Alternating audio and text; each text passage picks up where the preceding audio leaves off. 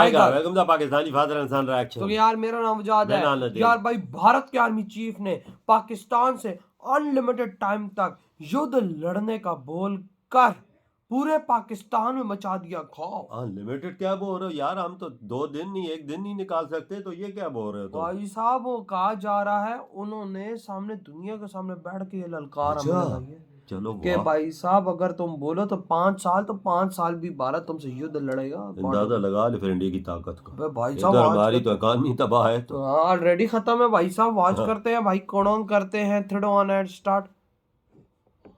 मैं तो ये कहना चाहूंगा कि मूवी शुरू भी नहीं हुई थी, सिर्फ एक ट्रेलर दिखाया गया था। 88 घंटे में वो ट्रेलर खत्म हो गया। हम पूरी तैयारी करके बैठे हुए हैं। अगर कोई ऐसा हमें मौका देता है पाकिस्तान, तो हम उसका भरपूर एक शिक्षा प्रदान करना चाहेंगे उसको। उन्होंने दिल्ली के अंदर चुनाव किया तो वहां पर वो गुफ्तगू कर रहे थे और उन्होंने कहा कि we need to be prepared for a long term war. मुसलमानों के खिलाफ एक नैरेटिव बनाते हैं विद इन इंडिया। अब सारे के सारे मुसलमान जो है वो अपोलोजेटिक उनको करेंगे। तमाम ज़ाहिरी आसार और इंटेलिजेंस की जराए पर बता रहे हैं कि भारत अगले 1-2 दिन में हमला कर सकता है। 1-2 दिन हम हिंदू मुशरिकों और जहन्नम के कुत्तों खवारिज से एक साथ जंग लड़ेंगे। जो इंडिया का हिंदू है वो एंटी पाकिस्तान है और वो एंटी पाकिस्तान वोट पर बैंक करते हुए एंटी पाकिस्तान सेंटीमेंट पर मुसलसल इलेक्शन लड़ते हैं। हम बातें बड़ी कर रहे हैं पाकिस्तान, हम तो चाचे बन जाते हैं ना। सबसे पहले तो अपने कश्मीर के चाचे बनो ना। तुम उधर बैठे हो फलस्तीन, ठीक है, फलस्तीन की बात करो, कश्मीर की भी तो बात करो। पाकिस्तान के अंदर बलूचिस्तान में एक बड़ा अटैक हुआ है और एक मरतबा फिर से जाफर एक्सप्रेस को निशाना बनाया गया। हमारे फौजी जो है वो शहीद हुए हैं। जाफर एक्सप्रेस एक्चुअली बीएलए की ट्रेनिंग एकेडमी है।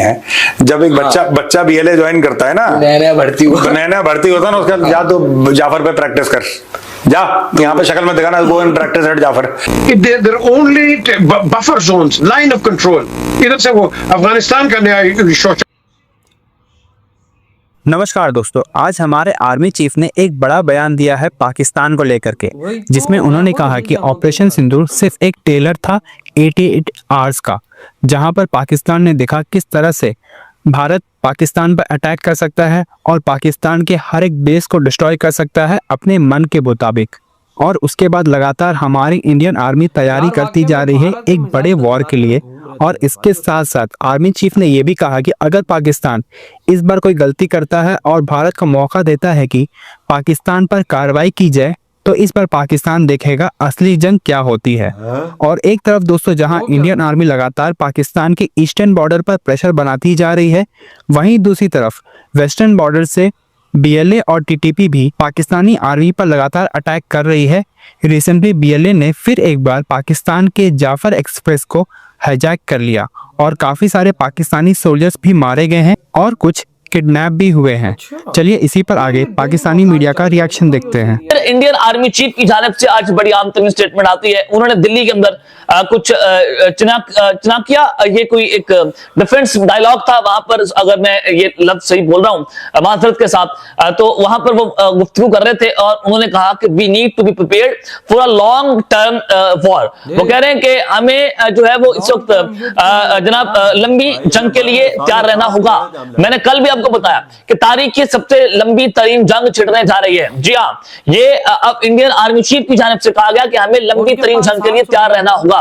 और जब नरेंद्र मोदी को उनकी फौजों ने उनको प्रपोजल दिया कि हम 3 माह के लिए जंग के लिए तैयार हैं, हमारा फौजी साजोसामान मुकम्मल है, इस पर ड्रोन और मिसाइल्स की जंग होगी, सूरत हाल खतरनाक है, तो ये इंडिया जो है उनकी फौजें नरेंद्र मोदी को प्रपोजल दे रही है कि हमारी ये तैयारी है, आप हमें हुक्म दें, हम ऑपरेशन सिंदूर 2.0 को लॉन्च करने के लिए तैयार है।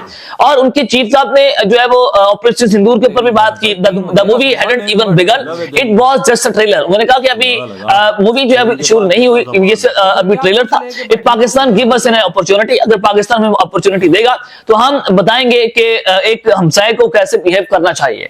तो अब ये अपॉर्चुनिटी की तलाश के अंदर हम यहां से अंदाजा लगा ले कि इस तरह से इंडिया एक बहुत बड़ा फॉल्स फ्लैग प्लॉट करना चाहता है और अब की बार वो दोबारा से कश्मीर का सहारा लेगा, मकबूजा कश्मीर का।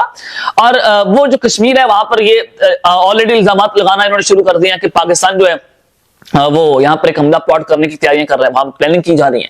तो यहां से आप चीजों का अंदाजा लगाएं कि इंडिया किस कदर फ्रस्ट्रेशन का शिकार है और वो लंबी जंग के लिए प्रिपेयर कर रहे हैं अपने आप को।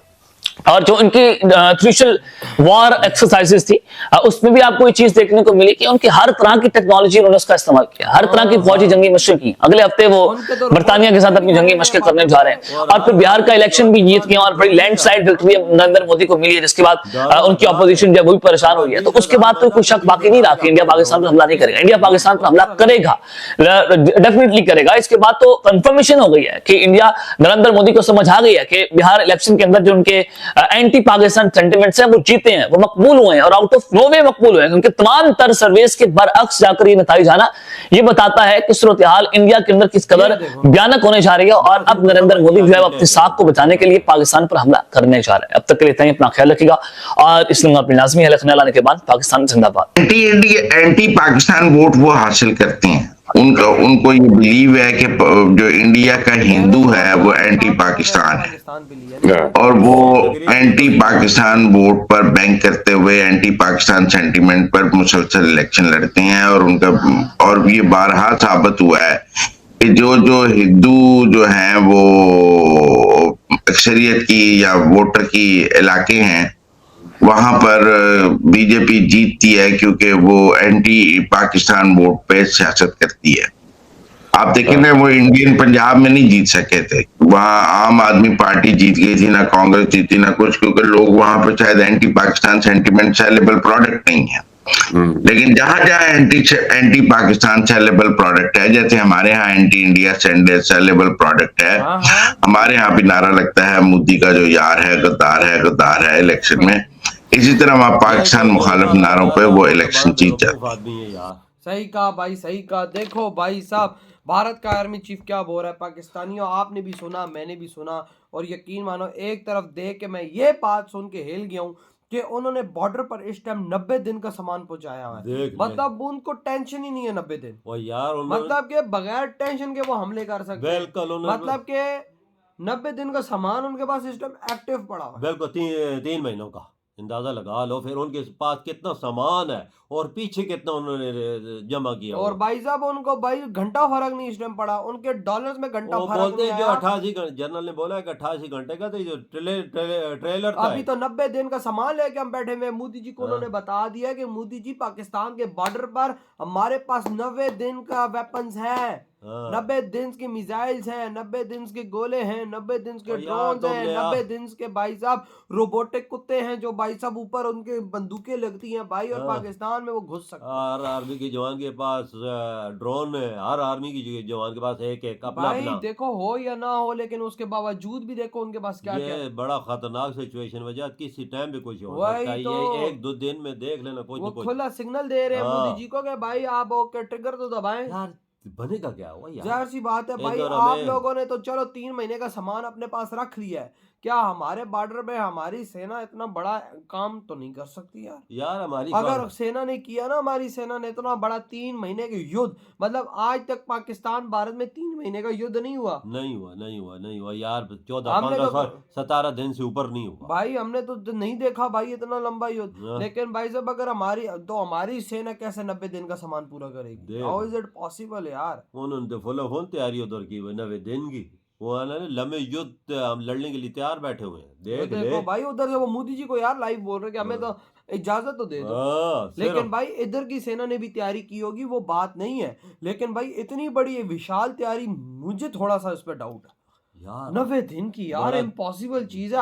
आप डेली अगर एक युद्ध दिन का हो जाए ना तो उस पर करोड़ों रुपया भाई सब खर्चा आ जाता है, अरबों रुपया। बिल्कुल, इंडिया के पास रिसोर्सेज बहुत है, उसके पास हर चीज है, हमारे पास इतनी नहीं है। वो विशाल युद्ध भारत लड़ सकता है, उसके पास $700 बिलियन उसके रिजर्व में, हमारे पास मांगे तांगे के 10-12 बिलियन डॉलर। $1 बिलियन का सोना भी उनके पास पड़ा हुआ है।